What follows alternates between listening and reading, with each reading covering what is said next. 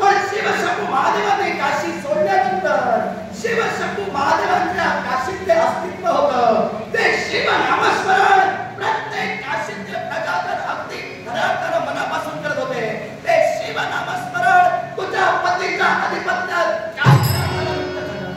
आणि म्हणून हाच राग हाच क्रोध मनात धरून अगदी नारायणानं आपला मनोनिर्धार केलेला आहे.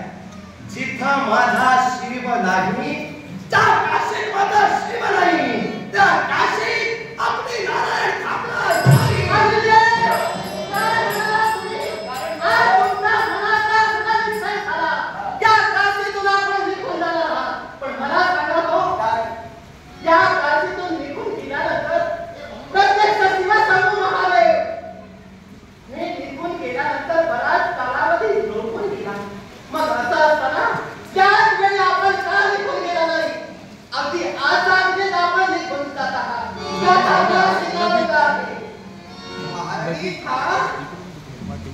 प्रत्येक प्रश्न करतात आणि प्रश्नाची कारण अग्निदेवतेकडून तुम्ही द्यायला हवी. ऐका, कारण जर तुम्हाला हवं असेल तर शिवशंभू महादेवांनी काशी सोडल्यानंतर आता बराच काळ झाला.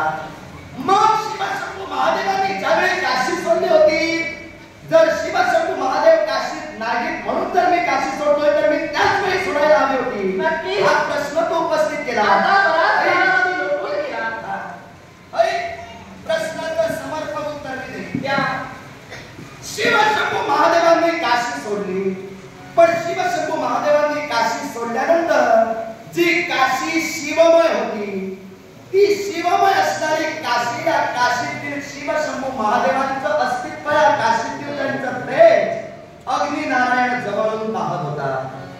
पण सांप्रतची स्थिती जर का पाहिली तर सध्याची परिस्थिती एकच बोलते. काशीतील प्रत्येक प्रजाजन सांप्रत फक्त दिगोदास दिगोदास आणि दिगोदास म्हणजे तुझ्या पतीचंच नाव घेत आहे.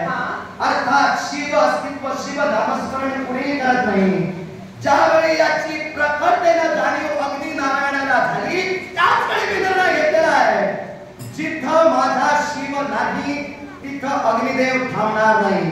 दोन कारण तुम्हाला विचारलीच, कारणांचं स्पष्टीकरण दिलंस.